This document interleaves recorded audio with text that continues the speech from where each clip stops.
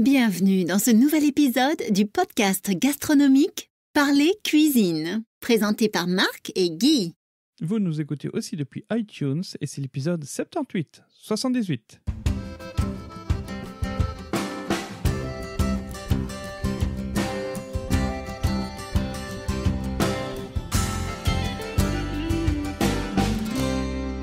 Bonjour à toi, chers auditrices et auditeurs. Merci de nous retrouver pour un nouvel épisode. Au micro, c'est Marc de parlercuisine.com et je vous retrouve comme à notre habitude avec Guy. Bonjour Guy. Bonjour Marc et bonjour à tous et à toutes. Alors, aujourd'hui, on va parler d'un événement de saison. On est au mois d'avril et le mois d'avril, chaque année, il y a une série de gens, de passionnés qui célèbrent et qui commémorent un événement qui a fait l'objet de plusieurs films, dont un film très célèbre il n'y a pas si longtemps que ça. Il y a 20 ans, hein. Déjà ? Oui, le temps passe vite. On devient vieux. J'ai parlé du Titanic, le bateau qui a fait le plus couler d'encre après avoir coulé tout court. Il n'y a jamais eu autant de publications à propos d'un seul bateau, en tout cas d'un bateau civil ou même militaire, que le Titanic. Mais c'est un bateau mythique, hein. D'effrayer les passions. Encore maintenant, il y a encore des clubs de passionnés qui se retrouvent et qui en discutent et qui suivent cette épopée plus d'un siècle après. Je le sais parce que quand j'étais à l'université, j'avais dans ma classe un membre du club belge des passionnés du Titanic qui était affilié apparemment, il y a un réseau officiel de passionnés à ce niveau-là. Et je m'étonnais même à l'époque qu'il y avait encore quelque chose à dire à ce sujet-là. Et quelle n'a pas été ma surprise en me rendant compte, il y a un peu moins d'un an, qu'il y a eu des révélations qui ont encore été faites maintenant et qui expliqueraient encore la raison ou la cause ou une des causes en tout cas, du naufrage de ce bateau mythique. Alors le Titanic, on le connaît tous. J'imagine que vous avez vu le film. Si vous ne l'avez pas encore vu, allez le voir parce que c'est très long, ça tire les larmes, les filles adorent et les hommes aiment bien parce que leurs copines aiment bien. Et tout le monde pleure en sortant. Voilà. Enfin, c'est bien romancé avec une histoire d'amour et c'est ce drame derrière auquel les gens ne peuvent pas échapper. Et ce bateau, les bateaux à l'époque, avaient une fonction assez particulière parce que c'était le seul moyen qu'il y avait de voyager entre les deux continents, entre l'Europe et les États-Unis, en tout cas. Entre tous les continents, il n'y avait pas l'avion. Tu disais, quand on préparait l'épisode, qu'il y avait aussi les dirigeables. Ça, c'est venu après, évidemment. Hein. 1912. Donc, on parle de 1912. Ah non, il n'existait pas en 1912, évidemment, les dirigeables. Hein. C'est dans les années 30. Hein. Il y avait quoi pour se déplacer entre les deux ? C'était le bateau et puis c'est tout. Et puis c'est tout. Voilà. Et donc, on a connu dans la... depuis Christophe Colomb, on a quand même bien évolué parce qu'il y a eu l'industrialisation qui est arrivée, la machine à vapeur qui a permis de faire avancer les bateaux un peu plus vite quand on leur mettait une machine à vapeur dans la coque. Et puis, l'émergence d'une classe sociale, d'une bourgeoisie bien cossue a entraîné une certaine augmentation dans le confort, une course vers le confort. Moi, je sais bien parce que quand j'étais petit, j'étais un passionné des chemins de fer et j'ai eu l'occasion d'étudier de près l'épopée de Georges Nagelmakers qui avait fondé la Compagnie internationale des wagons-lits. Ce monsieur était un Belge relativement incapable de son jeune âge. Son père l'avait envoyé en Amérique un peu faire ses armes. Il est revenu avec cette idée brillante de faire voyager les gens autrement que des bestiaux. Et il a ainsi créé un moyen de transport qui était très luxueux. On le regarderait maintenant, ce serait même une profusion de luxe tellement c'était extraordinaire. On voit la même chose dans le film de James Cameron avec le Titanic. Et en discutant lors d'une de nos conversations, parce qu'avec Guy, on papote beaucoup de tout et de rien, on se demandait comment est-ce que les gens mangeaient. Alors, tu as évoqué il y a quelques épisodes, justement, qu'il y avait certaines pratiques qui avaient eu lieu dans ce genre de traversée. Bon, maintenant, quand on va en Amérique, on prend l'avion, ça prend 6-7 heures et puis c'est tout. Mais à l'époque, ça prenait combien de temps pour traverser ? En fait, au départ, quand Christophe Colomb a découvert le Nouveau Monde, oui. Il a quasiment mis 2 mois. Et puis après, ça s'est progressivement raccourci. Il y a eu, comme tu l'as dit, à Dunport, les bateaux à voile qui ont été mieux carénés, qui ont été mieux matés. Hein, et le voyage se faisait à peu près en une quinzaine de jours. Au moment où on a commencé à faire le concours du ruban bleu, il fallait une quinzaine de jours pour aller d'Europe aux États-Unis, et alors un tout petit peu moins pour en revenir, quelques heures en moins. Et puis après, progressivement, on a ajouté des chaudières aux bateaux à voile. Donc les bateaux étaient mixtes. Il y avait à la fois des mâts et également des chaudières à vapeur avec des hélices, bien entendu. Et alors progressivement, le voyage s'est raccourci. Et au moment où le Titanic prenait la mer, si je puis dire, on était aux environs de 5-6 jours pour la traverser. Plutôt vers 5 jours, en fait, et un petit peu. Oui, donc c'est une petite semaine, quoi. Non, c'était moins parce qu'en réalité, ça dépend comment on compte.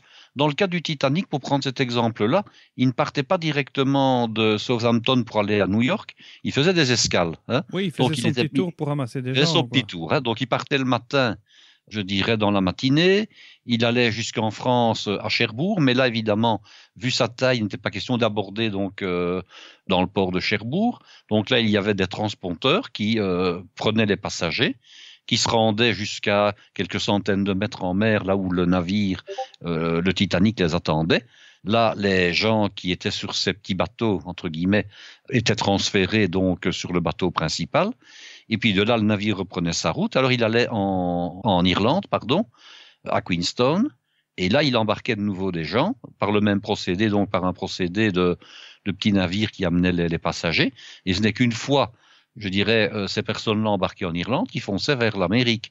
Alors, je ne saurais pas dire si c'était je pense que c'était depuis ce moment-là qu'on comptait réellement le départ officiel pour éventuellement recevoir le drapeau bleu. Le ruban bleu. En fait, le ruban bleu, si le navire avait été le plus rapide.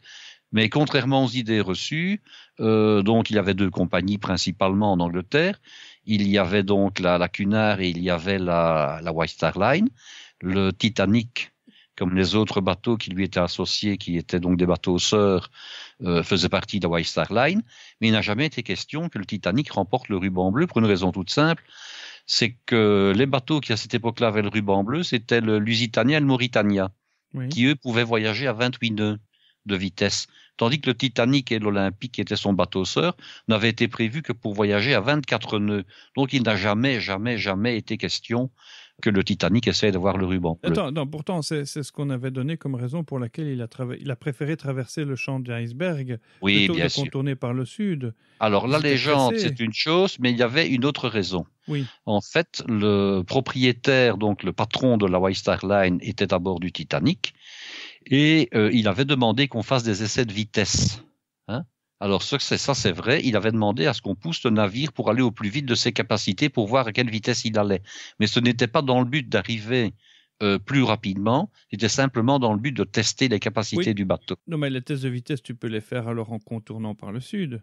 Oui, mais pourquoi est-ce qu'il a choisi d'aller en ligne droite? Mais ce n'est pas vraiment lui qui a choisi. Hein. En réalité, c'est le commandant qui donne les ordres et qui décide de traverser ou pas un champ d'iceberg.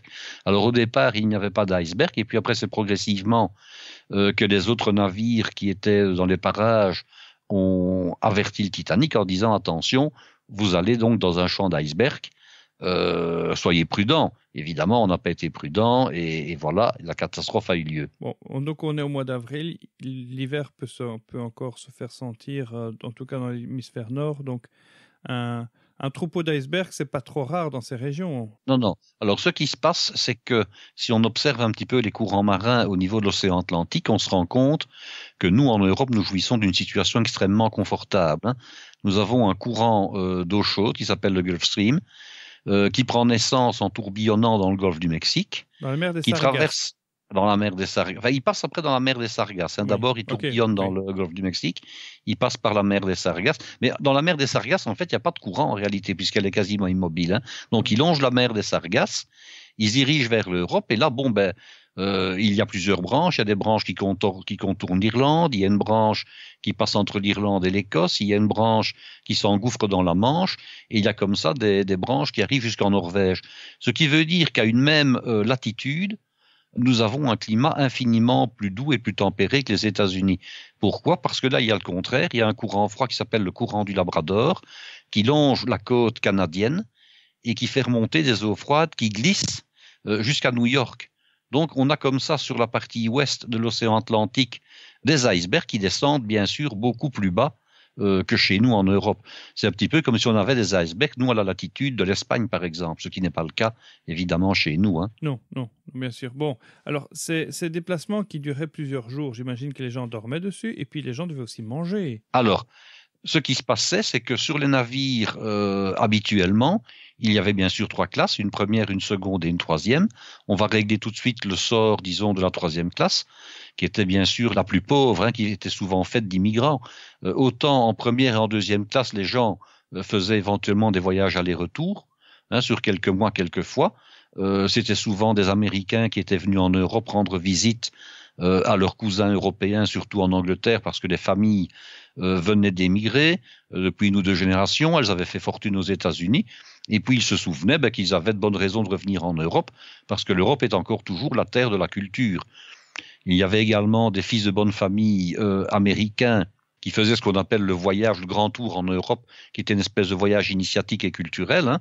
Donc, lorsqu'ils atteignaient les débuts de l'âge adulte, on les envoyait visiter leur famille en Angleterre, puis de là, ils allaient en France, ils allaient voir Paris, ils allaient voir les châteaux de la Loire, et puis très souvent, ils se rendaient en Italie, qui était toujours considérée par les Américains comme la terre culturelle par excellence. Ils allaient à Florence, ils allaient à Rome, bref, à leur retour, ils reprenaient le bateau et ils revenaient en Amérique. Donc, première et deuxième classe, c'était surtout des gens qui faisaient, je dirais, des affaires ou du tourisme. Tandis que les troisième classes, ce n'était quasi exclusivement que des gens qui faisaient un aller simple. C'était beaucoup des Irlandais, c'était des continentaux, des Français, des Belges, mais c'était également et surtout des Scandinaves et c'était également des gens des pays de l'Est.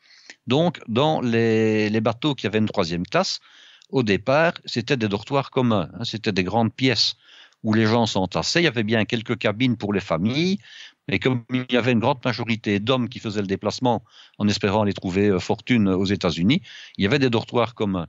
Alors, comme le voyage était malgré tout coûteux, on permettait aux personnes de troisième classe d'embarquer leur victuailles. Hein. Mais vous imaginez bien que pour un voyage qui durait parfois avant le Titanic 7, 8, 9, 10 jours, il n'y avait pas de frigo, hein, il n'y avait pas de frigo, il n'y avait pas de chambre froide à leur disposition. Donc, embarquer les Donc, poulets? je ne dis pas qu'on embarquait les poulets vivants, mais en tout cas, il fallait quand même choisir quel type de victuailles on embarquait, faute de quoi on n'avait plus grand-chose à manger en arrivant. On avait des conserves à l'époque. Ben, il y avait des conserves, mais enfin, vous pensez bien à quelqu'un qui avait vendu, je dirais, sa ferme ici en Europe, hein, qui avait, je dirais, réalisé en argent la vente. Il n'avait pas trop de moyens pour s'acheter des conserves. Qu'est-ce qu'il prenait? Il prenait des œufs qu'il avait sans doute cuits à l'avance, il prenait du jambon salé, les gens prenaient du pain. Alors évidemment, le pain se conservait peut-être un peu plus à l'époque que maintenant, mais malgré tout, ce n'était quand même pas des conditions ultra idéales pour traverser. Alors par contre, une fois qu'on a créé l'Olympique, qui était le bateau sœur du Titanic, et le Titanic lui-même, les choses ont changé.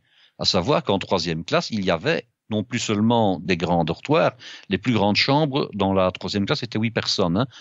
Et alors, il y avait surtout beaucoup de cabines destinées aux passagers qui pouvaient être reliées entre elles pour les grandes familles. Donc, il y avait véritablement un service de cabine, il y avait véritablement des cabines. Il n'y avait pas, par contre, de salle de bain, évidemment, sans doute un petit peu dans toutes les cabines en troisième classe. Ce n'était d'ailleurs même pas le cas de toutes les cabines de première classe non plus. Mais il y avait quand même des points d'hygiène disséminés là-bas sur les ponts de troisième classe et les gens pouvaient se laver tous les jours. Alors, ce qui était de tout grand changement, c'est qu'il y avait des repas qui étaient servis. Donc, ils avaient des cuisines plusieurs fois par jour et il y avait une très grande cuisine pour la troisième classe. C'était d'ailleurs la plus grande cuisine de tout le navire, puisque la troisième classe représentait en nombre la plus grande proportion de passagers. Donc, c'était comme dans les trains à l'époque, on avait une première, seconde et troisième classe. Voilà. Qui correspondait à peu près à la structure de la société à l'époque. Donc, tu avais troisième classe, c'était les ouvriers qui littéralement dormaient sur les banquettes en bois. En tout cas, dans les trains, c'était des banquettes en bois. Puis, tu avais la seconde classe qui était plutôt pour la petite bourgeoisie, la bourgeoisie classe moyenne, ce qu'on appelait à l'époque la classe moyenne encore.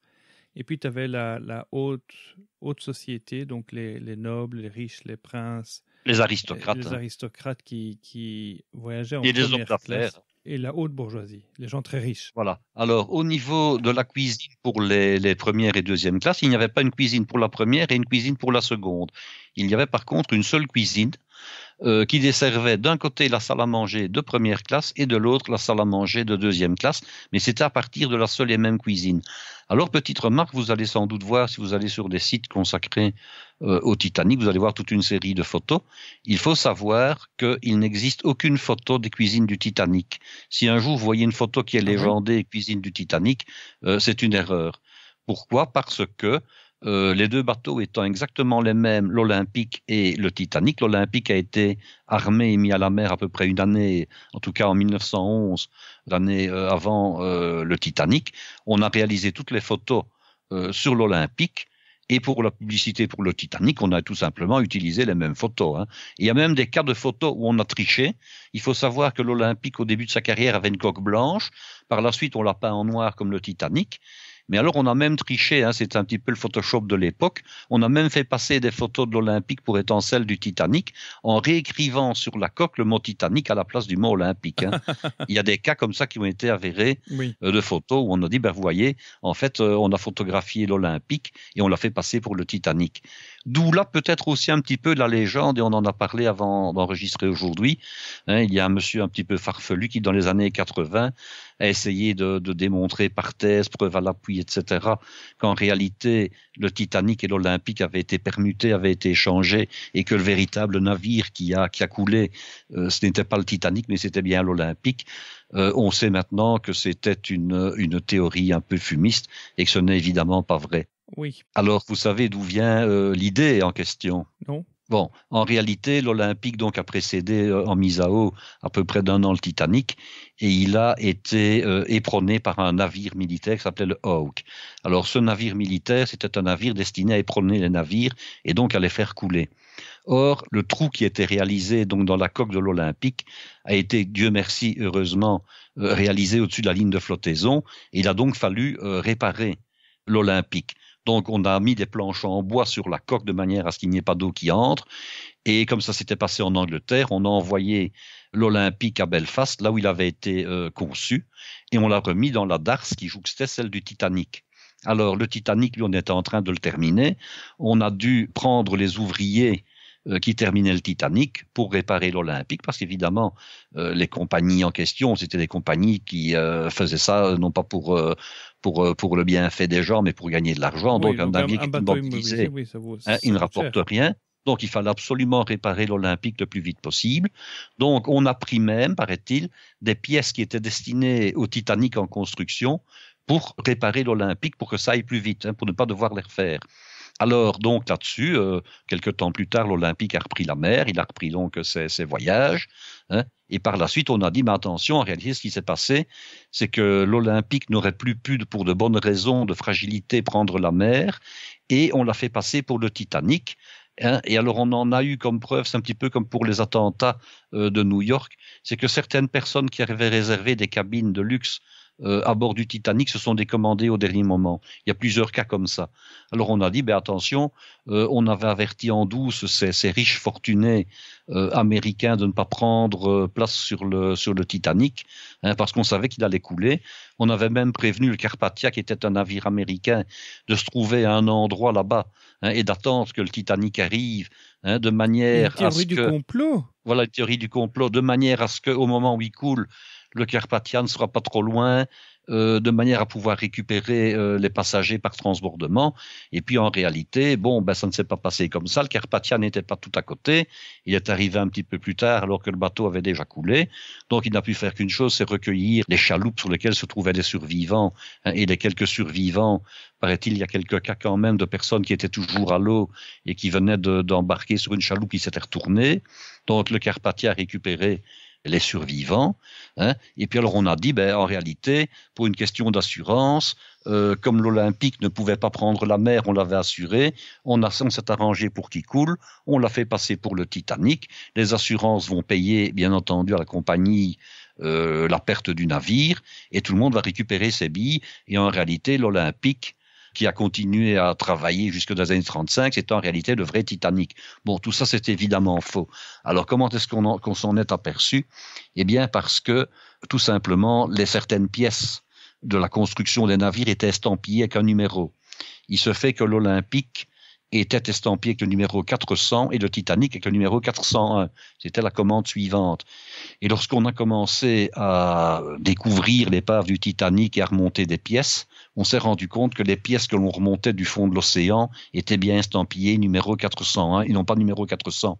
Donc c'était la preuve irréfutable que le Titanic qui a coulé était le véritable Titanic et pas l'Olympique qu'on aurait trafiqué. Alors, au niveau de la conception de ces bateaux, paraît-il, était révolutionnaire pour l'époque. Ah oui. Alors, en quoi c'était révolutionnaire? Donc, tu as déjà évoqué qu'on servait à manger aux troisième classe, ce qui, paraît-il, était assez inédit. Il y avait évidemment un confort, je dirais, inégalé. Par exemple, on pourrait quasiment dire que toutes les classes avaient été décalées vers le haut. En réalité, ce qu'on servait à bord des cuisines et des restaurants de troisième classe, c'est sur ce que dans d'autres bateaux, on servait approximativement aux secondes classes. Ce qu'on servait aux secondes classes et le luxe qu'il y avait en seconde classe était l'équivalent du luxe des premières classes d'autres navires.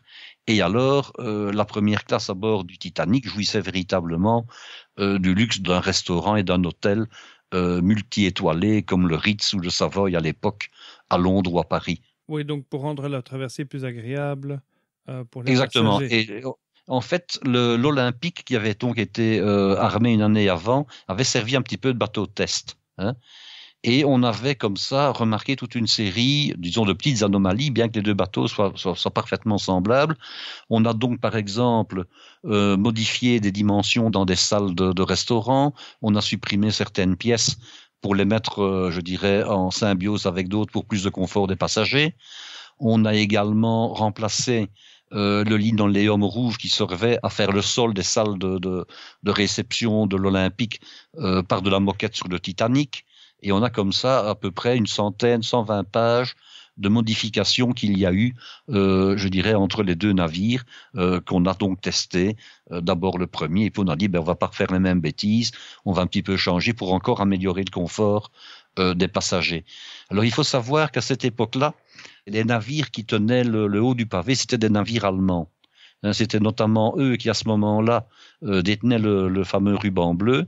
Et alors, ils avaient également un restaurant de luxe qui était différent de la salle à manger de première classe. Je m'explique. Donc, vous aviez la salle à manger troisième classe et sa cuisine de troisième classe. Vous aviez une cuisine qui servait à la fois la deuxième et la première classe. C'est-à-dire que d'un côté de la cuisine, vous aviez vers le fond du navire la salle à manger de deuxième classe et sur l'avant la salle à manger de première classe. Et puis, vous aviez ce qu'on appelait un restaurant à la carte. Alors, il était de tradition sur les navires allemands qui faisaient la traversée entre Hambourg et New York à l'époque de recruter le personnel de cette cuisine et de ces restaurants directement dans les établissements Ritz de Londres ou de Paris. Et on servait dans ces restaurants à peu près la même cuisine, les mêmes plats, la même carte que dans ces restaurants réputés. Alors, dans le cas du Titanic, on a également cette fameuse cuisine, je dirais, appropriée, et ce restaurant qui la jouxtait, où on servait, je dirais, les plats les plus riches, les plus coûteux. On servait du caviar, on servait du homard, on servait des œufs sur la commande du client. Et c'est exactement à la commande du client. Donc, c'était évidemment accessible uniquement aux clients de première classe, ce n'était pas accessible aux autres, et il pouvait donc, moyennant le fait de réserver et d'organiser le menu avec le chef du restaurant en question, il pouvait être reçu depuis 8 heures du matin jusqu'à 23 heures le soir, quasiment en toute heure du jour, je vais presque dire de la nuit, pour pouvoir y manger. Par contre, dans les autres restaurants, que ce soit en première, en seconde ou en troisième classe, il y avait des horaires qui étaient tout à fait définis. Et là, il n'était pas question d'entrer en dehors des horaires en question. Voilà, il y avait l'heure de la cantine et puis tout le monde avait le même menu. C'est-à-dire que tout le monde avait le même menu. Ce qu'on appelle en réalité menu, on pourrait plutôt dire que ça s'apparentait à une carte en réalité. Je veux dire par là que le nombre de services était tellement élevé, il y avait 11 services. On peut bien imaginer que normalement on devait manger, donc dans les restaurants, on devait manger en l'espace d'une heure et demie. Je ne parle pas donc du restaurant à la carte, je parle, disons, des restaurants qui étaient attenants à la cuisine de première et deuxième classe. Mmh. On devait manger en 1 heure et demie. Vous pensez bien qu'il était tout à fait impossible de manger dans un laps de temps aussi court autant de plats. Donc, vous aviez plusieurs entrées, vous aviez plusieurs plats, vous aviez plusieurs desserts. Il était évident que les gens choisissaient. ils ne mangeaient pas à la fois du canard, du poulet, des côtes d'agneau et encore d'autres choses. Ouais, effectivement, c'est impossible. Un menu là, c'est 11 services. Et voilà, c'est 11 services. Vous pensez bien, alors maintenant, on trouve dans certains textes, oui, mais enfin, les gens mangeaient beaucoup, etc. Bon, non, les gens avaient un gabarit plus petit que nous généralement maintenant. On a beau dire qu'ils étaient des amateurs de viande, on ne sait quand même pas manger en 1h30 l'équivalent de ce nombre de plats, c'est impossible. Ou alors il faut une bouchée de chaque. Il faut une bouchée de chaque. Donc ce n'était pas comme ça que ça se passait. Celui qui vient m'expliquer que ce que je dis est des bêtises, je lui demanderai de pouvoir tester avec des cobayes des plats complets à raison de 11 services en 1h30. C'est du lance-pierre, quoi. C'est pas possible. Ces restaurants, donc il fallait manger en 1h30, ce qui est déjà beaucoup longtemps pour en tout cas des Anglais. Encore maintenant, 1h30 d'heure de table, c'est énorme. Mais c'est parce qu'il y avait plusieurs services qui se succédaient ou bien tout le monde arrivait à tenir dans la salle? Ah non, ça dépend un peu de la classe. Ah. Alors, il faut quand même que j'explique certaines choses. Oui. Les restaurants étaient de grande taille. Il faut vous dire que le restaurant de première classe, par exemple, faisait 980 mètres carrés. C'est tout? Oui, c'est quand même énorme. Hein. Il y avait un orchestre en plus. Oui, mais l'orchestre ne jouait pas pendant les repas. Ah bon? Contrairement à l'idée reçue et contrairement à ce qu'on voit dans le film, il n'y avait pas de musique pendant les repas. L'orchestre jouait après ou éventuellement avant au bar, mais l'orchestre ne jouait pas pendant les repas. Et pourquoi ça? Ah ben parce que c'était comme ça. Pour ne pas couvrir les conversations. Pour ne pas couvrir là. Donc l'orchestre ne jouait pas pendant les repas. Il y avait donc de la place pour mettre à peu près 500 personnes, en première classe en tout cas. Mais par contre, en troisième classe, le restaurant, bien qu'il soit grand, ne permettait pas d'accueillir tous les passagers de troisième classe en même temps. Ah. Alors pour ça, il faudrait que je vous explique un petit peu, mais on y reviendra plus tard dans un autre épisode où j'expliquerai en détail les plats qu'on pouvait manger. Il y avait donc 4 repas, je dirais, par jour en troisième classe. Il y avait bien sûr le breakfast, il y avait le repas du midi, le lunch, il y avait le thé. Tea time, oui. Le tea time, et c'était le dernier véritable gros repas de la journée. Oui. Parce que le 4e, c'était simplement, on va dire, du pain, des biscuits et un bout de fromage. Oui. C'était donc véritablement un repas de pauvres. Donc, ils avaient trouvé le système. On distribuait des tickets aux passagers de 3e classe et on leur en distribuait 3. Ce qui veut dire qu'ils avaient le choix d'aller à 3 repas sur les 4 qui étaient prévus pendant la journée. Hein, de manière à ce qu'il y ait toujours comme cela un certain déficit au niveau des repas. Et lorsque quelqu'un, par exemple, avait pris un ticket pour aller prendre le petit déjeuner mais ne s'y était pas rendu, il devait attendre automatiquement le repas suivant. Hein. Ah oui. De sorte qu'à ce moment-là, il y avait toujours suffisamment de place puisqu'on tablait sur un petit peu comme de surbooking, hein, mais inversé. On tablait sur le fait que des gens n'allaient pas se présenter à temps et à heure au repas et donc forcément qu'il y aurait suffisamment de place libre. Ah oui, parce que par exemple, dans les trains, je prends par exemple le Transsibérien, tu avais 2 services. Donc tu étais soit au service le premier service ou le second service.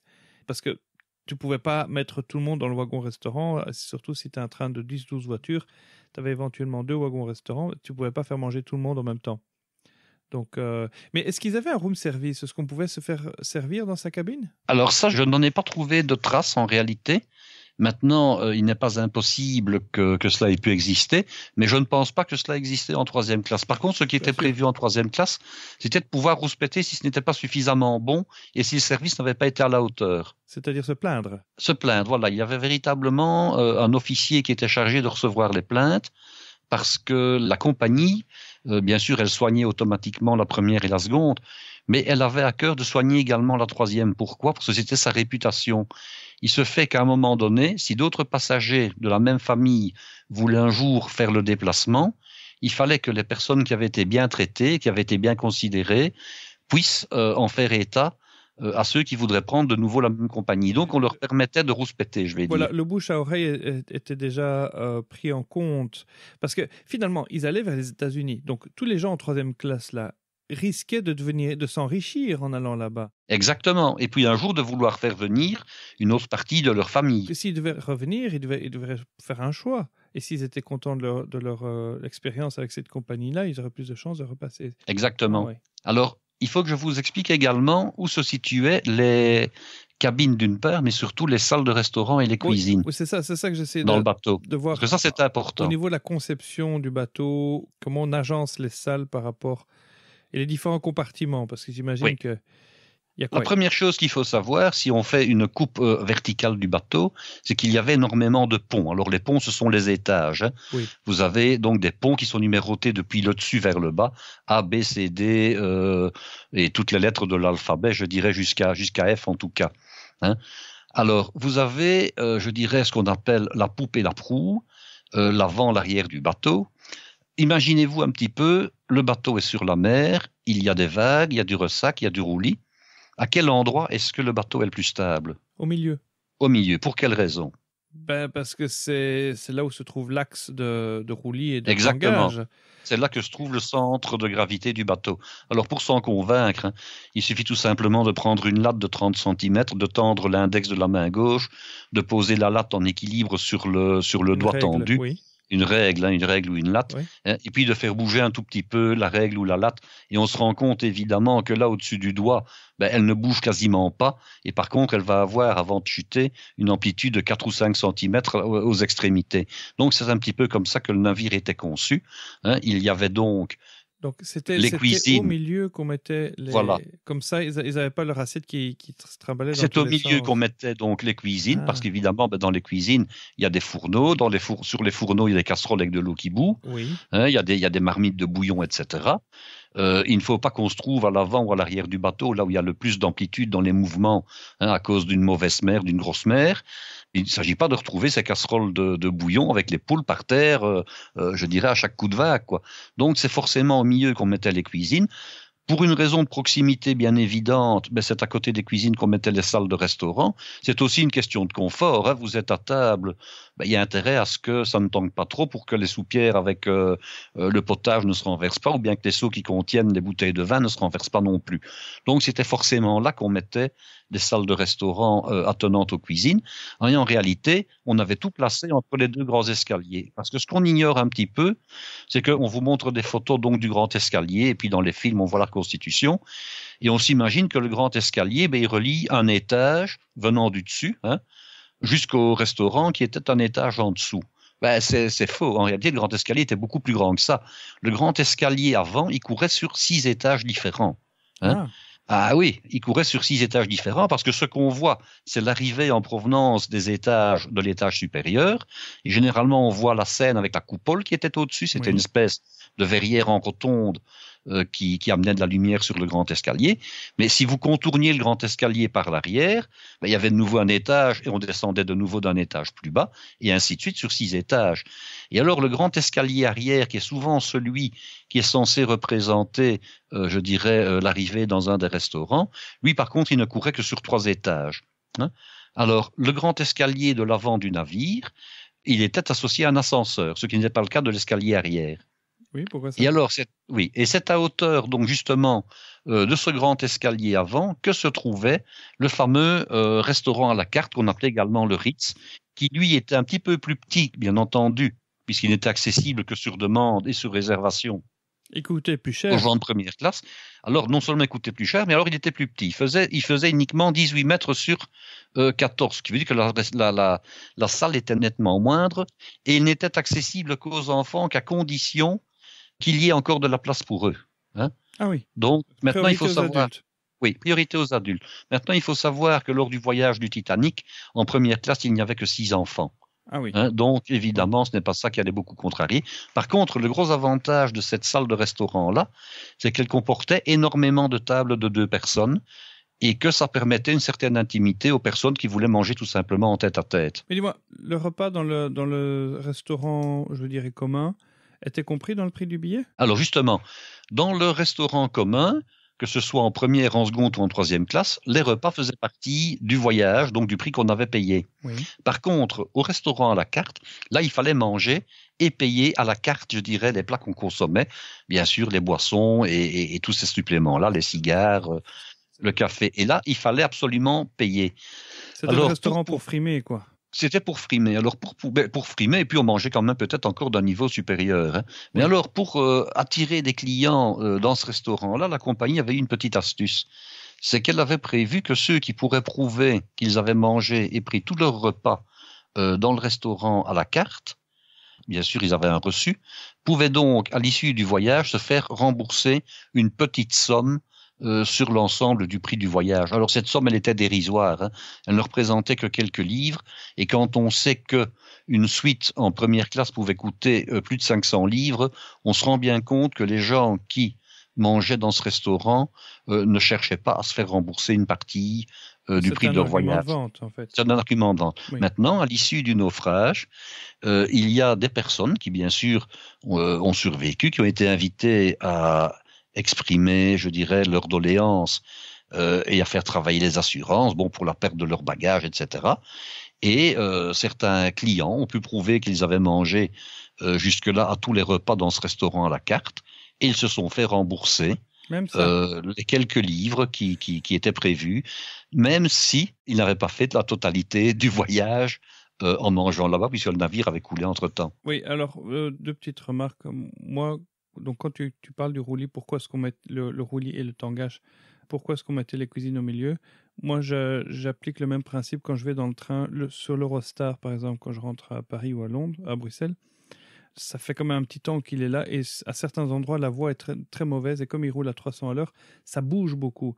Et quand j'ai besoin de travailler, par exemple, sur un ordinateur, je me mets toujours au milieu de la voiture. Et quand tu te mets au milieu, c'est là où ça bouge le moins. Donc encore maintenant, on peut appliquer ça quand on prend Tout à fait. Mais dans les autocars, c'est la même chose, hein. Quand on est entre deux essieux, on sent moins les aspérités de la route. Voilà. Parce qu'elles sont gommées par les essieux différents qui ont tendance à uniformiser les nids de poules s'il y en a un, ou les défauts de la route. Quand on parle de prix, ça a l'air pas beaucoup, hein. Quand on a préparé l'épisode, tu m'as lancé quelques valeurs en livres. Ça n'a rien à voir avec les livres de maintenant ou les dollars de maintenant, parce qu'à l'époque, on était sous l'étalon or qui a été suspendu à la guerre de 14. Donc en 1912, on était en plein dedans. Et à l'époque, une livre, c'était l'équivalent d'un quart d'once d'or. Donc si vous regardez le prix de l'once actuellement, qui est à peu près aux alentours de 1300, au-delà de 1300 $, ça vous donne une idée, quoi. Donc une livre sterling de l'époque, c'était à peu près, quoi, je vais dire... Normalement, j'ai toujours mon app qui est prête sous mes yeux. Ça fait à peu près 336 $, 272 €. Voilà, donc il suffit de multiplier par 270, on a à peu près les valeurs actuelles. Pour la valeur actuelle, tu vois, bon, qu'est-ce que l'inflation a fait depuis? Alors, autre chose, il faut savoir que, bon, les cuisines étaient différentes, les repas et les plats servis étaient bien sûr tout à fait différents. Il faut savoir que les classes ne se mélangeaient pas. Oui, tout avait été conçu dans le navire pour que les classes ne se mélangent pas. Maintenant, il y a, je dirais, un petit peu un fantasme qui a chaque fois été reproduit dans quasiment tous les films, c'est qu'on voit que des coursives sont fermées par des portes accordéons à un moment donné, cadenassées, et qui empêchent les gens de se sauver. Alors, j'ai quand même lu pas mal sur le Titanic pour pouvoir préparer cette émission, et cela a l'air d'être faux. À savoir que si les personnes de troisième classe ont été moins bien, je dirais, représentées dans les canots de sauvetage et moins bien sauvées proportionnellement à leur présence dans le bateau, ce n'est pas parce qu'elles auraient été interdites de passage à certains endroits, mais en réalité parce que le navire était tellement grand, vous imaginez quasiment 300 mètres de long, hein, oui, sur plusieurs étages, l'équivalent de 7 étages de bâtiments. Il y avait tellement de dédales et tellement de couloirs que les personnes avaient beaucoup de mal à se retrouver. Ils étaient perdus, voilà exactement. On donnait un plan du navire, enfin, il faut savoir ça aussi. On donnait un plan du navire aux passagers à leur arrivée, hein. Oui. Mais sur ce plan, il n'y avait que les zones de première classe. Donc les personnes de troisième classe, bon, ben, on leur donnait leur cabine, on leur donnait, je dirais, leurs emplacements pour coucher, on leur expliquait où elles allaient devoir aller manger. Mais on ne leur expliquait pas, évidemment, comment s'agençait le navire. Donc, elles ont été perdues. D'autant plus, attention, c'est que les parties réservées aux personnes de troisième classe étaient celles qui étaient le plus bas dans le navire, d'une part, mais d'autre part, à un moment donné, l'obscurité est arrivée, et donc c'est encore plus difficile de se repérer, hein. Ils devaient monter, ils devaient passer par des endroits où ils étaient jamais ils n'étaient jamais allés. Ils devaient passer par des endroits où ils n'étaient jamais allés, et ils ne savaient pas où se trouvaient les escaliers, où se trouvaient les suites dans les coursives, etc. Et c'est la raison pour laquelle beaucoup de personnes de troisième classe sont décédées. Ah oui. Alors, on parlait également du roulis et du tangage. Bon, il faut savoir que sur le Titanic, il y avait une piscine. Alors, ce n'était pas le premier bateau à avoir une piscine. Le premier bateau Je me demande si ce n'était pas le Carpathia qui avait une piscine déjà en 1907. Alors la piscine du Titanic, elle avait la particularité suivante, elle avait à peu près une longueur d'une dizaine de mètres, elle était profonde d'1,80 m, elle faisait 4,30 m de largeur, il y avait un plongeoir.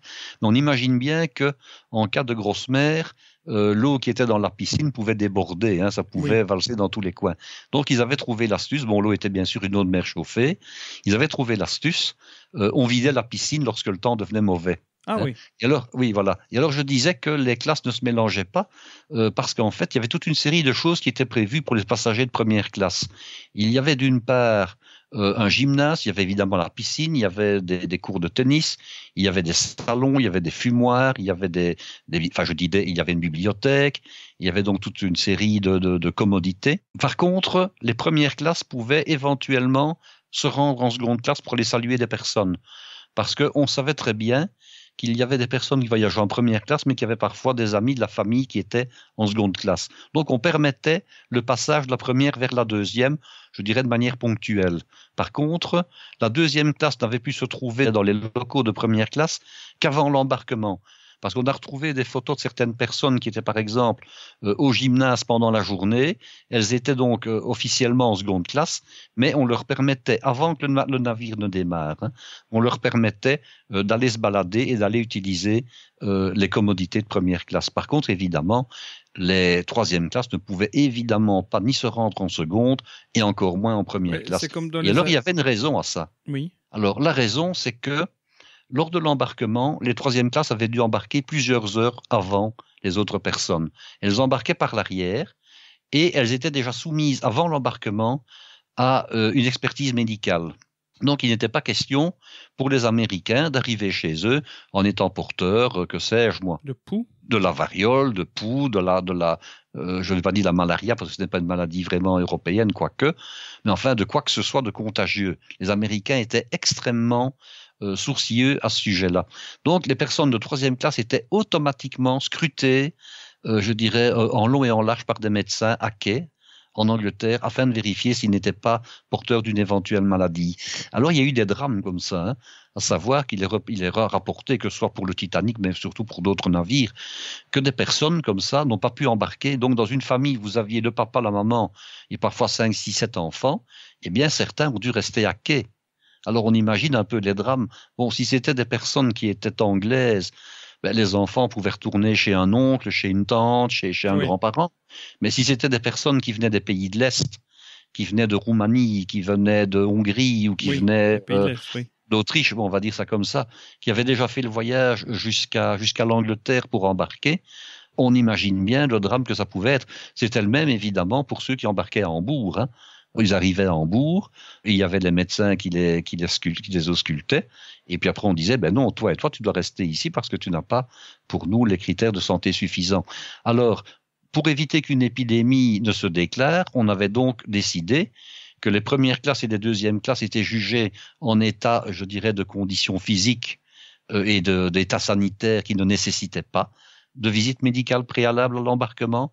Donc, ces personnes embarquaient au dernier moment et embarquaient alors que les troisièmes classes avaient déjà quasiment tout embarqué, de manière à ce qu'il n'y ait aucune personne qui se croise, même pas sur le quai à la limite. Hein. Donc il y avait encore beaucoup plus de restrictions à l'immigration à l'époque que maintenant. Ah oui, oui. Et alors, quand le bateau arrivait à New York, il y avait une fameuse île, Ellis Island, sur laquelle il y avait donc des hôpitaux et de nouveau des médecins chargés de contrôler l'état sanitaire des passagers. Le bateau s'arrêtait déjà là-bas. On faisait descendre les passagers de troisième classe et ils étaient de nouveau soumis à des tests de santé avant de pouvoir, je dirais, émigrer et vraiment atterrir sur atterrir. Mais les autres passagers en seconde et en première? Eux, ils arrivaient sur le quai et ils pouvaient descendre immédiatement, sans aucun problème. Mais ils descendaient à cette fameuse île ou bien ils pouvaient descendre au dock de New York? Ils descendaient directement au dock où leur taxi les attendait et ils pouvaient, disons, déjà regagner le lieu de leur destination finale. Hein. Oui, mais en fait, finalement, c'est un petit peu comme dans les avions maintenant. Quand tu embarques, tu peux première classe, business class, tu vois pas trop la différence avec la classe économique. Et c'est au moment où on décolle que là, on ferme le rideau et c'est bon, c'est séparé. On peut pas aller voir ce qu'il y a de l'autre côté du rideau. Pas bon. J'ai plus l'habitude de voyager à l'arrière qu'à l'avant. Hein. On a d'ailleurs fait un voyage dans la queue d'un appareil, un jour en revenant d'un continent éloigné. Voilà, je n'en dirai pas plus. Ok. Bon, alors, il faut encore un petit peu parler maintenant du luxe qu'il y avait à table. J'avais envie de te poser la question avant de parler ça, de comment est-ce qu'on conservait les aliments. Est-ce qu'ils embarquaient des animaux vivants, par exemple? Non, il n'y avait pas d'animaux vivants. L'approvisionnement est quand même un casse-tête. L'approvisionnement était un casse-tête, mais n'en était pas un malgré tout. Pourquoi? Parce que à ce moment-là, la chambre froide existait déjà. Donc, il y avait 2 étages qui étaient consacrés, non pas 2 étages complets, bien sûr, hein, mais il y avait des chambres froides d'assez grande importance sur 2 étages complets du bateau. Un étage où il y avait la grosse installation, et un autre étage où il y avait des installations annexes. Il n'y avait évidemment pas seulement, des chambres froides, il y avait également des réserves pour mettre des magasins où on mettait tous les aliments, bien entendu. Donc, je disais qu'il y avait des chambres froides et il y avait également des zones de stockage. Alors, pour vous donner une petite idée du nombre de chambres froides, il y en avait quasiment, comme ça, si je les compte, il y en avait à peu près une vingtaine, qui étaient, spécifiques. On ne mélangeait pas n'importe quoi avec n'importe quoi. Par exemple, vous aviez une chambre froide où on ne mettait que de la crème glacée. Ah oui. Vous en aviez une autre où il n'y avait que les œufs. Vous en aviez une autre où il y avait la glace. Parce qu'évidemment, il y avait des glaçons. L'eau gelée, du Titanic, de l'eau gelée. Alors, tout près donc de la chambre froide où il y avait les œufs et la crème, il y avait la machine à faire la glace. Ça tombait bien puisqu'il fallait à la fois les œufs et la crème, donc ça tombait bien. À côté de ça, vous aviez une chambre pour les laitages et le beurre. Et puis à côté, vous aviez une chambre pour les fruits. Alors, il y avait un couloir qui séparait ces chambres froides-là des autres. Alors, dans les autres, vous aviez de nouveau des fruits et des fleurs. Vous aviez le bacon, le jambon et les fromages étaient mélangés ensemble. Vous en aviez une autre qui, elle, était réservée aux moutons. Vous en aviez une qui était réservée aux poissons. Il y en avait 2 qui étaient réservées au bœuf. Il y en avait une qui était réservée à la volaille. Vous en aviez encore une seconde qui était réservée aux poissons, de nouveau au lait et à la glace, mais de l'autre côté du navire. Vous aviez une zone qui était réservée aux légumes, et vous en aviez une qui était réservée aux pommes de terre. Rien que ça. Vous aviez également une salle qui s'appelait la salle de dégel. Donc non seulement vous aviez des chambres froides, mais vous aviez également, des congélateurs. Et là, les aliments passaient donc dans la salle de dégel de manière à pouvoir être ensuite utilisés par les cuisines. Wow, donc c'est une grosse logistique, quoi. Oui. Tout ça, c'était sur le pont inférieur G. Alors, quand on consulte les archives, on a une idée de tout ce qu'on pouvait embarquer. Alors, je disais donc qu'il y avait les chambres froides que je viens de vous dire. En dessous, il y avait de nouveau des cales frigorifiques. Il y avait des endroits où on mettait les eaux, où on mettait les eaux minérales, où on mettait les vins, on mettait les alcools. Et il y en avait même une qui était réservée exclusivement au champagne. Ah oui. Donc, ça situe un petit peu tout ce qu'il pouvait y avoir. Ça, c'était vraiment au niveau inférieur, à côté des turbines. Vous aviez des magasins, vous aviez de l'épicerie, donc tout était prévu et vous aviez évidemment des réserves d'eau. Vous aviez des réserves d'eau douce qui se trouvaient de part et d'autre du navire, qui étaient donc des citernes à eau potable, puisqu'évidemment on ne cuisine pas avec de l'eau de mer, bien entendu. Oui, mais ça devait nécessiter une sacrée brigade de cuisine, là. Le personnel. Ça nécessitait une fameuse brigade de cuisine. Il y avait combien de passagers de mémoire?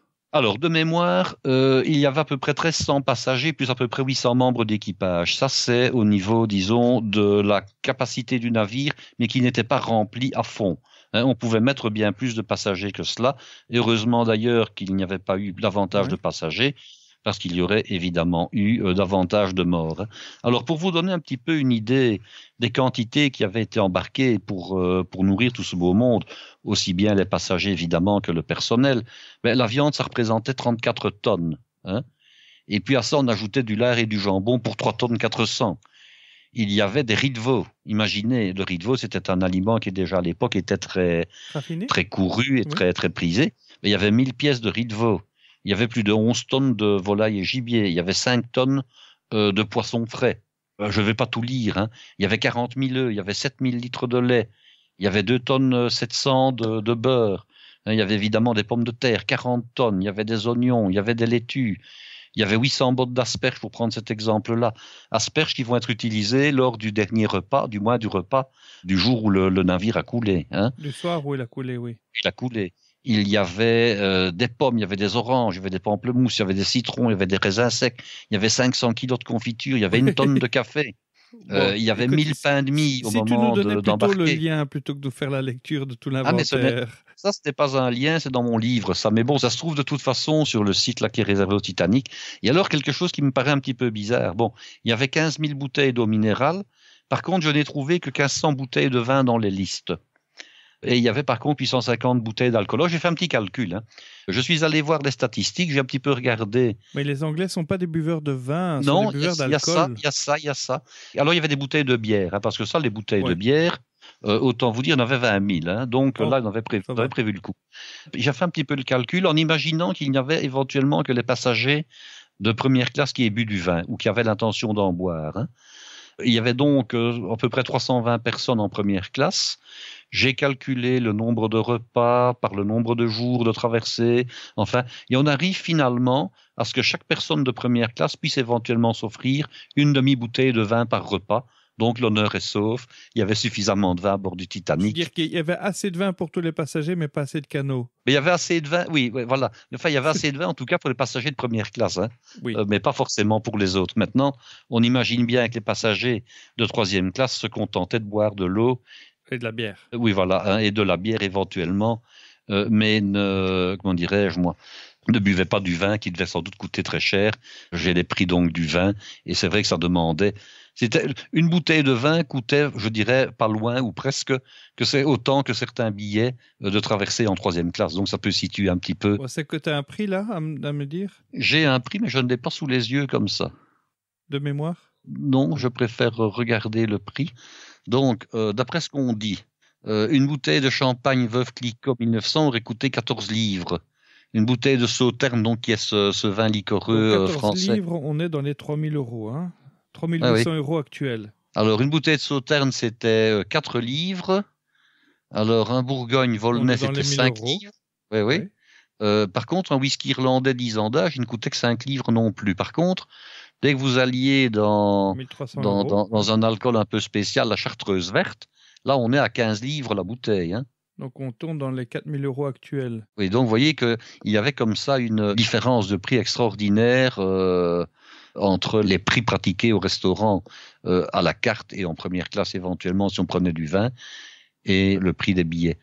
Alors, d'après ce que je lis également, certains historiens prétendent qu'il y avait à bord du Titanic 70 marques de champagne et 54 crus de Bordeaux.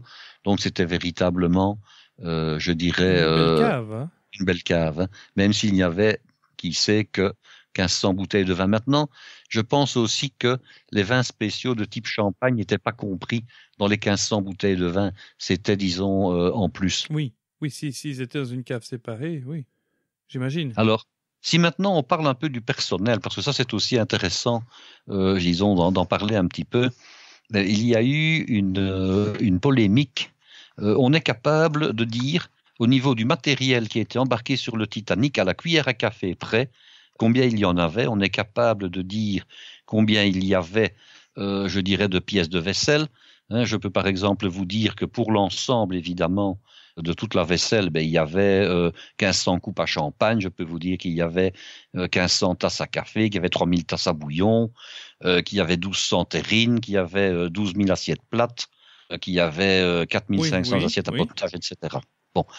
Par contre, au niveau du personnel embarqué, au niveau du personnel de cuisine, on ne sait pas dire combien de personnes se trouvaient sur le Titanic, pour la raison que je vais vous expliquer. Il y avait le personnel fixe qui dépendait directement de la compagnie. Alors ceux-là, ils ont été répertoriés, pas de problème. Mais le chef français avait commandité à un ami de s'occuper du fameux restaurant à la carte. Et cet ami, c'était un Italien d'origine qui s'appelait Luigi Gatti, qui était donc chargé, qu'il avait rencontré en travaillant, entre autres, au Ritz à Londres. Cet ami était chargé donc de s'occuper, on va dire, entre guillemets, en gérance du fameux restaurant à la carte. Donc, il avait constitué ses équipes, tant en salle qu'en cuisine. Il avait même fait venir des gens de sa famille, à peu près une dizaine de personnes, des gens dont on dit qu'ils étaient fiables. Et il avait donc engagé du personnel tant en salle qu'en cuisine. Et comme il ne dépendait pas du personnel directement donc de la compagnie, on ne sait pas combien ils étaient. Ce qui veut dire que le bilan, en tout cas, c'est ce qui explique un petit peu le bilan des morts du Titanic, c'est que comme on a certainement une fourchette de plus de 10 personnes qui sont un petit peu fluctuantes comme ça, on ne sait pas exactement combien de personnes ont réellement péri dans la catastrophe, dans le naufrage. Donc déjà, à l'époque, il y avait des travailleurs non déclarés. Non, ils étaient tout à fait déclarés, mais seulement comme ils ne dépendaient pas du personnel de la White Star Line, ils n'étaient pas répertoriés en réalité. Oui, mais ils ont quand même réussi à trouver leurs traces. Ben, pas vraiment, justement. Voilà, ils n'ont pas été répertoriés à l'embarquement. On n'a jamais vraiment pu trouver combien ils étaient à 10 unités près. C'était un bon plan pour faire la traversée à l'œil. Oui, mais enfin, tu te faisais engager dans le personnel. Ce n'était pas le but, c'était qu'ils allaient là pour travailler, évidemment. Ils n'allaient pas là pour traverser à l'œil. Mais c'est vrai qu'à une dizaine de personnes près, bon, on a la liste du personnel du restaurant à la carte, mais ça, c'est ceux qu'on connaît, mais il y en a toute une série dont on dit que on ne sait pas trop quoi. Mais ça faisait combien de personnes allouées dans les différents restaurants? Donc, si j'ai bien compris, il y avait 3 restaurants et un restaurant à la carte, c'est ça? Il y avait un restaurant à la carte. Alors, est-ce qu'il y avait le même nombre de personnel pour chaque classe? Non, il est évident que le personnel pour les cuisines, je dirais de 3e classe, n'était pas aussi nombreux puisque le genre de travail était tout à fait différent. Donc le personnel pour les cuisines 3e classe était nettement moins important en nombre par rapport au nombre de bouches à servir qu'en première et en seconde classe, bien entendu. Alors, on ne sait pas différencier le nombre de personnel qu'il y avait en première et en 2e classe au niveau du restaurant, puisque c'était la même cuisine qui fournissait d'un côté la 2e classe et de l'autre côté la première. Ok. Alors, il faut savoir qu'à chaque poste important, on peut prendre par exemple le poste poisson, il y avait un chef principal et il y avait un chef adjoint qui lui donnait un coup de main, enfin qui l'assistait, on va dire ça comme ça. Et donc, parmi tout le personnel qui était présent à bord, il y avait quelle proportion à peu près de personnel affecté aux cuisines et à l'alimentation? Alors, toutes les cuisines confondues, hors le restaurant, donc à la carte, on a la trace de 62 personnes qui étaient donc affectées aux cuisines de première et 2e qui n'en formaient qu'une et à la cuisine de 3e classe, ce qui n'est pas évidemment énorme par rapport aux 800 membres du personnel total, bien entendu. Mais ça, c'est les cuisiniers seulement. C'était les cuisiniers, c'était le personnel, je dirais les stewards et les maîtres d'hôtel. Alors, en ce qui concerne maintenant le fameux restaurant à la carte, on considère qu'il y avait une bonne quarantaine de personnes. Bon, la liste a été établie avec une petite précision, mais néanmoins, ces personnes-là n'étant pas enregistrées, il y a toujours un doute sur leur nombre exact et sur leur nom. Donc, on a à peu près 100 personnes, un peu plus de 100 personnes. On a à peu près une 100aine de personnes exactement, oui. Maintenant, il ne faut pas oublier qu'il y avait également comme personnel non navigant, mais non préposé, je dirais non officier et non préposé à la bonne marche du navire. Il y avait éventuellement toutes les femmes de chambre et tous les valets de chambre, les gouvernantes d'étage, etc. Et j'imagine qu'il devait y avoir ce qu'on appelle des équipiers, c'est-à-dire des matelots qui font la manutention. Il y avait certainement des gens qui étaient préposés à la lessive, au changement des draps, etc., bien entendu. Ou les petites mains qui venaient, justement apporter les victuailles dans les cuisines, qui s'occupaient de nettoyer les cuisines. Ah non, ceux-là étaient... Oui, le nettoyage, ça c'était à part. Mais parmi le personnel, donc dans les 62, il y a évidemment le personnel qui va chercher la nourriture dans les chambres froides et qui les amène en cuisine et qui va dans les magasins et qui amène tout ça au niveau de la cuisine où on les transforme. Ça m'a pas l'air d'être une terriblement grande brigade finalement. Mais c'est-à-dire que tout était aussi très structuré, très organisé. On ne travaillait pas, en tout cas, au niveau des cuisines de première et 3e classe avec des choses compliquées. Les menus étaient établis à l'avance, on ne les établissait pas évidemment le jour même, et on savait ce qu'on allait servir en fonction des ingrédients qu'on avait fait rentrer. Par contre, ce qui explique que pour l'essentiel de la cuisine, il y avait une 60aine de personnes, mais qu'il y en avait à peu près 40 uniquement pour le restaurant à la carte, c'est que justement, au restaurant à la carte, on établissait le menu au fur et à mesure, c'était véritablement à la carte, c'était bien plus compliqué. Donc, vous voyez qu'il y avait 2/3 de personnes qui servaient un restaurant où on mettait une 50aine de tables, par rapport au restant du navire où il y avait des dizaines et des dizaines de tables et des centaines de personnes à nourrir. La proportion, évidemment, parle un peu d'elle-même. Évidemment, quand on a le même... Par rapport au niveau de luxe. Oui, non, mais ça, mes parents me le disaient aussi. Ils préfèrent avoir tout un groupe qui mange le même menu plutôt que d'avoir une petite salle qui mange à la carte. Ça, c'est l'enfer. Ah oui, ça n'a rien à voir. Donc, l'avantage du menu pour le même menu pour tout le monde, c'est que tu peux t'y prendre à l'avance, ta mise en place est plus facile et tu n'as qu'en fait un plat Vous répété savez, plusieurs fois. cuire 15 poulets en même temps ne prend pas plus de temps, prend nettement moins de temps que de cuire un rôti de bœuf, une côte à l'os, un canard, une poule, un poulet et un faisan. Hein. Oui, ça ne prend pas plus de temps de cuire 15 poulets qu'en cuire un. Exactement, Voilà. en plus. Mais tu m'avais pas dit aussi qu'ils avaient trouvé un système où on recyclait en 3e classe les plats de la veille en première et en Si, seconde. tout à fait. Lorsque nous verrons la fois prochaine, je dirais par le détail des menus, je vous expliquerai ce qui était recyclé d'un service à l'autre et d'une classe sociale à l'autre. Hein. Ah oui, donc on va rentrer dans les détails de ce qu'ils mangeaient au prochain épisode, parce que là, ça commence à faire long. On ne va pas vous embêter plus longtemps. Mais un dernier point sur lequel je voulais parler, c'était à propos de la vaisselle, parce qu'on parle beaucoup de ce qui a été remonté par les chercheurs qui ont trouvé le Titanic, c'était des éléments de vaisselle. Et je me dis, mais ils n'avaient pas autre chose à remonter, ou alors c'était parce qu'il y en avait vraiment beaucoup? Mais il y en avait énormément. Hein. Il y avait des milliers de pièces de vaisselle. Par exemple, il y avait des choses du style 3000 plats. Et au niveau cuillère, fourchette, couteau, il y avait 21 000 pièces. 21 000 pièces de couverts.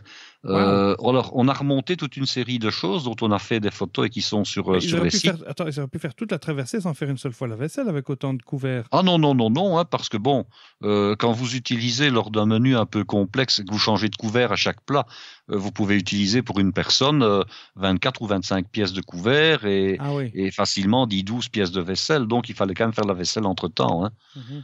Et alors, on se rend compte aussi, parce que là, je suis allé voir l'exposition Titanic lorsqu'elle est venue à Bruxelles. Et puis d'autre part, sur le site qui en parle, on voit les pièces de vaisselle qu'on a remontées.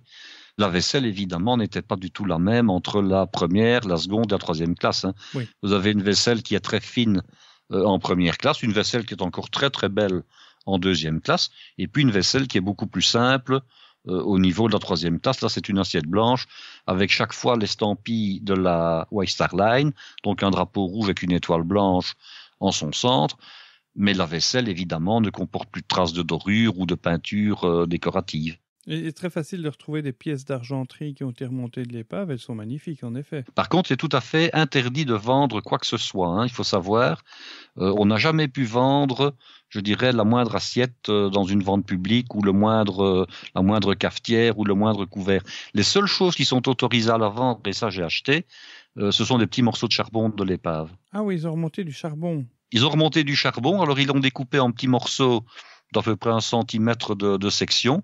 Ils l'ont collé sur un petit piédestal, ils l'ont mis sous une espèce de petite capsule en plastique assez jolie, et ils revendent donc des morceaux de charbon du Titanic. Donc, moi j'ai ici chez moi un véritable morceau authentique de charbon qui a fait le voyage et qui a coulé jusqu'au fond de l'océan avec le Titanic. C'est à quelle distance qu'il est en quelle profondeur, je veux dire? Je pense qu'il est aux environs 3800 mètres de profondeur, il me semble. Ben oui, je vois sur une photo là de l'exploration, il y a une photo d'une bouteille de vin, une bouteille de champagne. Oui, et on voit que la bouteille de champagne est toujours là. Hein. La bouteille de champagne a encore la capsule, alors que la bouteille de vin, le bouchon, à cause de la pression, le bouchon est rentré dans la bouteille. Est entré à l'intérieur, voilà. Donc tu veux me dire que dans une bouteille de champagne, il y a une pression qui est équivalente? Ah oui, parce que dans une bouteille de champagne, il y a une pression qui équivaut à au moins 5 atmosphères. Ah oui, et c'est combien d'atmosphères là à 3000 mètres? Ah oui, ça je saurais pas dire par contre, mais c'est vrai qu'elle a certainement dû. Alors il y a aussi surtout il y a le muselet et alors il y a une espèce de petite coupelle en métal qui protège le bouchon, une capsule. Hein. Et alors certainement que du fait de la forme du bouchon de la bouteille à champagne qui est en forme de champignon, le bouchon n'a pas pu rentrer à l'intérieur lui. Hein. Oui. Malgré la pression exercée, le bouchon, il est resté sur la bouteille. Par contre, dans le cas d'une bouteille traditionnelle de vin comme du Bordeaux, le bouchon est lisse, il est parfaitement inséré dans le goulot. Si la pression extérieure est plus forte que la pression intérieure de la bouteille, fatalement, le bouchon est entré dans la bouteille et l'eau de mer également. Tu crois que ce champagne serait encore buvable? Est encore consommable. Apparemment, il sera encore consommable parce que on a fait des essais. Et on a entre autres retrouvé du champagne en mer Baltique d'un navire qui avait coulé. Pendant la guerre. Même avant ça. Je crois que c'était même au début ou fin du 19e, début 20e siècle. Et on a goûté ce champagne, il était encore parfaitement consommable. Bon, il avait un peu vieilli, on va dire, mais enfin, à des températures très très fraîches comme le fond de l'océan, les produits évoluent très peu, hein, donc le champagne est encore parfaitement buvable.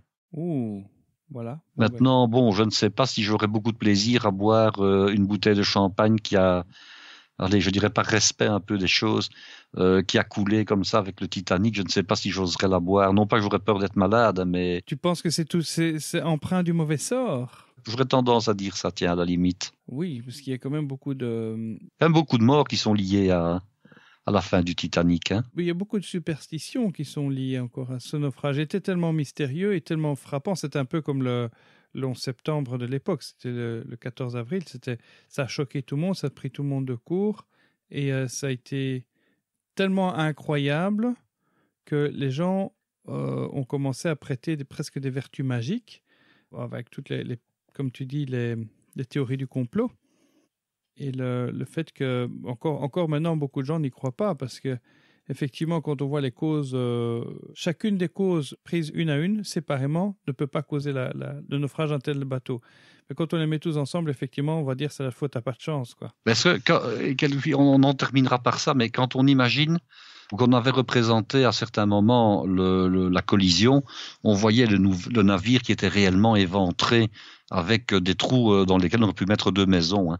Et la réalité, elle est tout à fait différente. Hein. Le navire n'a même pas été éventré. Ce qui s'est passé, c'est que l'iceberg a raclé la coque et les rivets donc ont sauté sur une longueur assez importante. On dit jusqu'à une centaine de mètres. Mais par contre, si on représente l'ouverture qui a été créée, elle n'excède pas la surface d'un homme vu de face. Donc c'est moins de 1 mètre carré en réalité. On imagine que c'est extrêmement peu. Hein. C'est vraiment très très peu. Par contre, qu'est-ce qui a joué? C'est que comme c'était sous la ligne de flottaison et que le navire était évidemment très important, il y avait la pression de l'eau de l'extérieur associée à la pression du navire qui lui ne demandait qu'à s'enfoncer, de sorte que l'eau qui entrait avec un débit, avec une puissance terrible. Il faut savoir qu'après 10 minutes, je dirais que le navire eût été touché par l'iceberg, l'avant du navire avait déjà piqué de 4 mètres. Ah oui. En 10 minutes. Donc, ça a été très, très, très, très, très vite directement. Hein, tellement la pression était importante au niveau de l'eau qui entrait, hein, même si le trou était tout petit, je vais dire. Hein. Mais ça, tu t'en rendais compte quand tu étais au bout du bateau, au début ou oui. à la fin. Alors que quand tu étais dans les salons... Exactement. Au milieu, on ne s'en rendait pas compte, évidemment. Si tu étais dans le restaurant à la carte, tu ne serais absolument pas rendu compte. Non, tout à fait. Ah oui. Et donc, tous les gens qui étaient dans les salons autour des restaurants n'ont pas réalisé, alors que les 3e classes qui étaient en bout c'était quoi, devant ou derrière? Et en réalité, les 3e classes ne se sont pas rendus compte aussi vite, mais par contre, le personnel s'en est rendu compte tout de suite et le capitaine Smith s'en est rendu compte immédiatement, parce qu'il a d'abord envoyé du personnel vérifier ce qui se passait. Alors, le personnel est remonté en disant qu'il n'avait rien remarqué. Alors, il a envoyé ce qu'on appelait le charpentier du navire. Alors, même si le navire n'était plus fait en bois, le charpentier, c'était véritablement, je dirais, le maître, enfin non pas le maître d'œuvre, mais l'assistant de l'architecte, et c'était quelqu'un qui connaissait très très bien le navire dans sa structure interne. Et ce personnage-là est allé directement voir au bon endroit et il a dit, écoutez, la salle de presse est déjà, donc là où on triait le courrier, etc., la salle de presse est déjà sous eau, le cours de squash est déjà sous eau, etc., donc le navire va bientôt couler. Et ça, on s'en est rendu compte 1/4 d'heure après que le navire ait été touché. Hein. Mais disons que l'iceberg n'était pas l'ouvre-boîte qu'on se représente. Non, exactement. C'est un peu comme si on avait plutôt pris, je dirais, un canif et fait un trou le long d'une surface, mais un trou à peine perceptible. C'était quasiment qu'une éraflure en réalité. Hein. Oui. Mais avec des conséquences extraordinaires. Oui, en tout cas, ça a marqué l'histoire de la marine marchande. Et on en parle encore maintenant, ça influence encore maintenant. Je vois qu'on n'a pas froid aux yeux parce que, pour vous donner un ordre d'idée, le sujet est remonté parce que la presse française a parlé abondamment de ce bateau nommé le Symphony of the Seas, qui est le plus gros paquebot du monde qui a été fabriqué à Saint-Nazaire, Cocorico, la France, a encore un savoir-faire extraordinaire. Apparemment, les chantiers navals de Saint-Nazaire ont un carnet de commandes qui ne désemplit pas, ce que je trouve extraordinaire, parce qu'il y a 20 ans encore, je me demandais s'ils étaient pas... Ils étaient au pied de la faillite. Hein. Ils étaient au bord de la faillite, et tout le monde doit aller faire ces bateaux en Corée ou en Chine. D'ailleurs, les ferries qui naviguent entre Dunkerque et Douvres sont fabriqués en Corée. Ils ne sont pas très confortables. Et je vois que maintenant, ils sont revenus vers la qualité et le savoir-faire français. Bon, ce bateau, plus grand paquebot du monde, je me dis, mais le plus grand paquebot du monde, c'était le Titanic. Je me souviens d'avoir lu qu'à l'époque, le Titanic, étant le plus grand paquebot du monde, ayant coulé, il a fallu très longtemps avant qu'on refasse un bateau aussi gros. C'est une idée fausse en réalité, parce que le fameux Britannic, qui était le troisième des navires sœurs du Titanic, lui faisait 275 mètres de long, donc il était plus long de 6-7 mètres que le Titanic, et il pesait déjà beaucoup plus. La seule chose, c'est qu'on n'en a pas parlé. Pour quelle raison ? Eh bien parce qu'il n'a pas eu de carrière de voyage entre les deux continents avec des passagers. Étant donné que c'était le troisième de la livraison, il devait être encore plus luxueux que le Titanic, donc il était plus gros, plus lourd, plus long. Mais alors, comme on est entré en guerre directement, il a été transformé en navire hôpital. Ah, il a été réquisitionné. Oui, il devait s'appeler celui-là le Gigantic. Donc vous aviez l'Olympique, le premier, le Titanic, le deuxième, et le Gigantic devait être le troisième. Et alors, comme ça n'allait pas trop bien d'appeler ce navire-là en tant que navire hôpital, le Gigantic, on l'a rebaptisé le Britannic. Et c'est un navire qui qui était encore plus grand, mais il n'a jamais été utilisé comme bateau pour les passagers. Et il a d'ailleurs été coulé pendant la Première Guerre mondiale. Oh, par les vilains sous-marins. Par des vilains sous-marins, exactement. Bon, le Titanic, il faisait quel tonnage ? À peu près 45-46 000 tonnes. Voilà, alors le bateau qui vient de mettre à l'eau à Saint-Nazaire fait 100 000 tonnes. Donc, là, c'est le double. Hein. Voilà, plus, oui, un peu plus. Un peu plus, hein.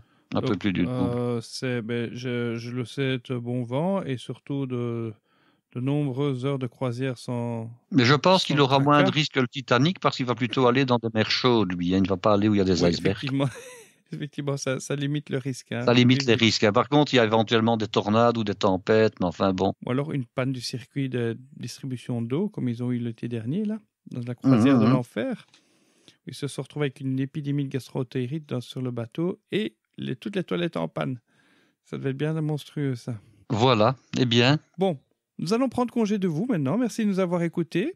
C'était un agréable plaisir d'avoir passé ce moment en votre compagnie. J'espère que ça a été réciproque. Si vous avez apprécié ce podcast, restez à l'écoute parce que le prochain épisode, on va parler du Titanic, mais dans le détail, dans ce qu'ils ont mangé. Dans tout ce qu'on a mangé, voilà. Dans les menus. Tu vas donner plein d'explications sur la nature des menus, sur les ingrédients. Sur les plats servis. Les plats servis. Tu as un menu à nous donner ? Oui, j'en ai même plusieurs parce que nous allons analyser les repas dans toutes les classes depuis le breakfast jusqu'au dernier repas qui est le dîner, le repas du soir.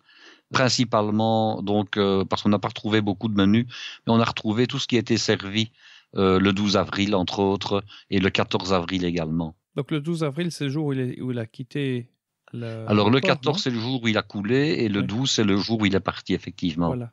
Ok, donc voilà, on vous donne rendez-vous à l'épisode prochain, la semaine prochaine. D'ici là, restez-nous fidèles. N'oubliez pas de vous abonner via votre application de podcast favorite. Les meilleurs, on est dessus. On est aussi sur Spotify. Si vous voulez participer à la production de ce podcast, n'oubliez pas, on a une page Tipeee et puis que vous retrouvez dans les notes de l'épisode. Et puis n'hésitez pas à venir faire un tour sur notre page Facebook. D'ici la semaine prochaine, je vous souhaite une agréable semaine et bon vent. À bientôt. Au revoir.